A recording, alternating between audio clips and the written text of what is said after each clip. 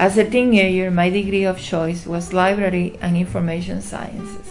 I enrolled in the Library Science Department at the Havana University, and there were many changes happening in Cuba at the time. Books were censored. Anyone who disagreed with the government was considered a traitor. My grandfather lost the grocery store that he had built from scratch. However, I would have never left Cuba, but conditions continued to worsen over the years. We filled out stacks of forms and spent a fortune trying to leave. Family members in Miami even chartered a boat during the Mariel boat lift and came for us. And after spending 5 days sleeping in a camp on the beach, we were told to return home. The reason was my husband and I had college degrees. We owed the government and we were not permitted to leave.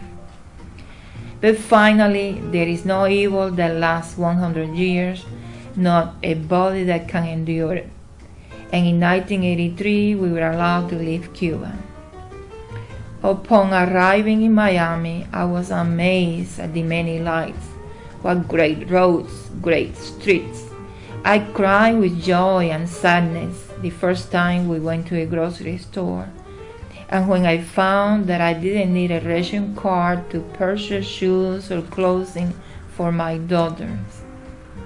We finally came to Dallas, and my husband and I studied English at night at a local high school and worked at remodeling houses during the day.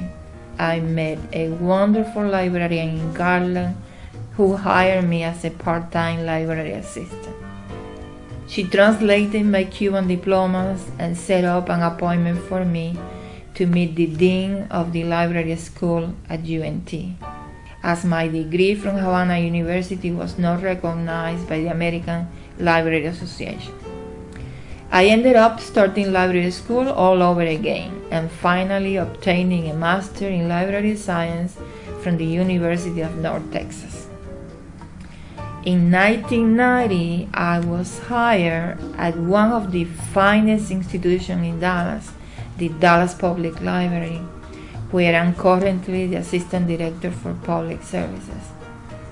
Can tell you that we found many generous people in this new country, and we really appreciated our many rights here, which we didn't have in our own country.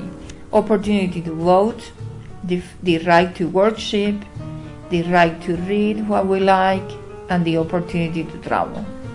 Immigrants in general are grateful to have an opportunity for a new life. They want to give back. They have a genuine interest in doing good and in contributing to the society they live in. At the library, I see many examples of new Americans learning to use computers and then coming back later on as volunteers and helping others learn what they now know. They always remember who lent them a hand, where they learn English or where they study for a citizenship test or where they prepare for a job interview. I work hard to be a good example and to open doors for other immigrants that may come behind me.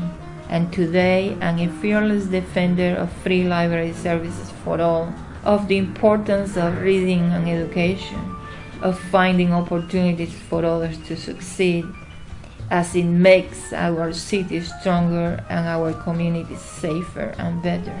I will continue to promote free library services that help to improve the quality of life for our community, from reading starting at a very early age to understanding the many cultures that form the beautiful, diverse quilt that is Dallas. Education is freedom.